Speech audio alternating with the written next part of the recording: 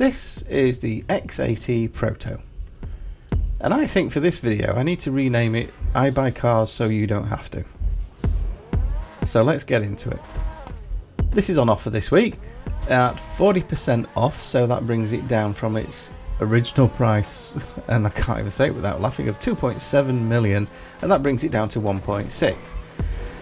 So what I'm going to do, I'll break this review down into sections and I'll try and keep it positive. So let's start with the easy one. Is it worth the 2.7 million? I think that clears that up. You should never buy this at full price. So what I thought I would do is I'd look at the offer price of 1.6 and let's see if it's worth the 1.6 to get it from this week's offer. Now, to start with, I thought, do you know what?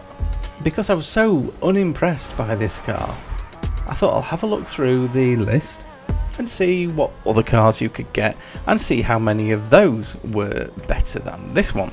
So here we go, GTA base, okay, and let's go to GTA 5 and cars, filter it down by super and sports, organise it by cost or by price, should I say.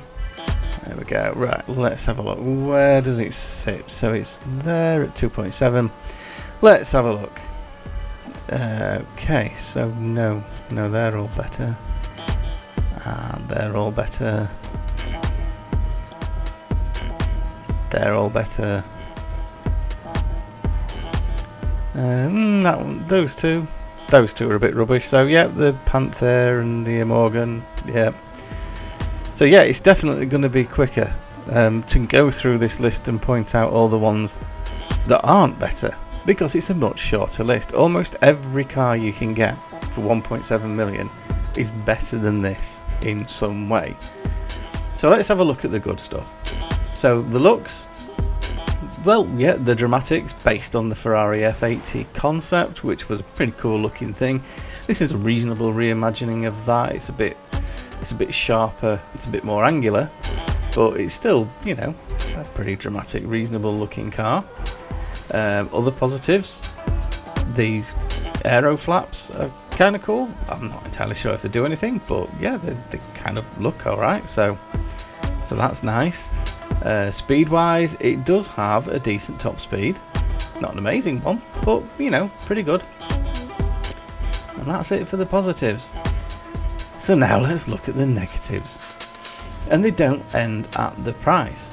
Let's look first, or mainly, at the handling, which is just awful. For a fast car, and for a prototype, and for a Ferrari, the handling of this thing is just odd. It almost feels like the tyres have been greased. It's quite impressive in a way that they've managed to create a car that both understeers and oversteers, sometimes at the same time. It's just not fun to drive. It's not predictable.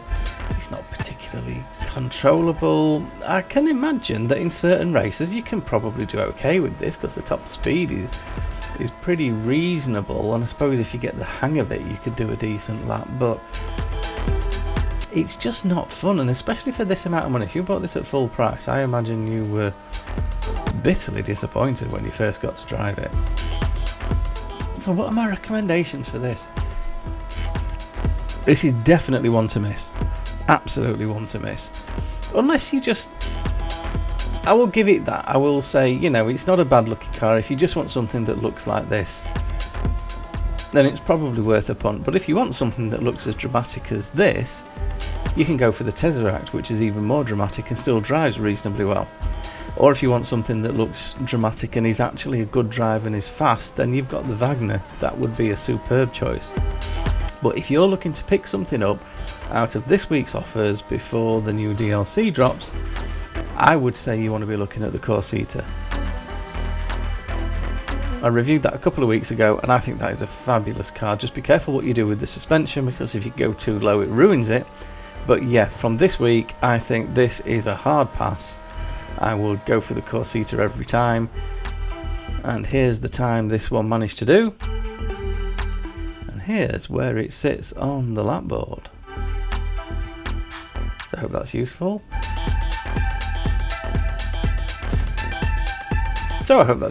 I've got one, maybe two that I'll be able to get out before the DLC drops, and then it's going to be all about the DLC, so I hope you're all looking forward to that, and I hope you've saved up all of your GTA dollars, because it looks like it's going to be a good one, but quite possibly an expensive one. So take care of yourselves, and I'll see you in the next one.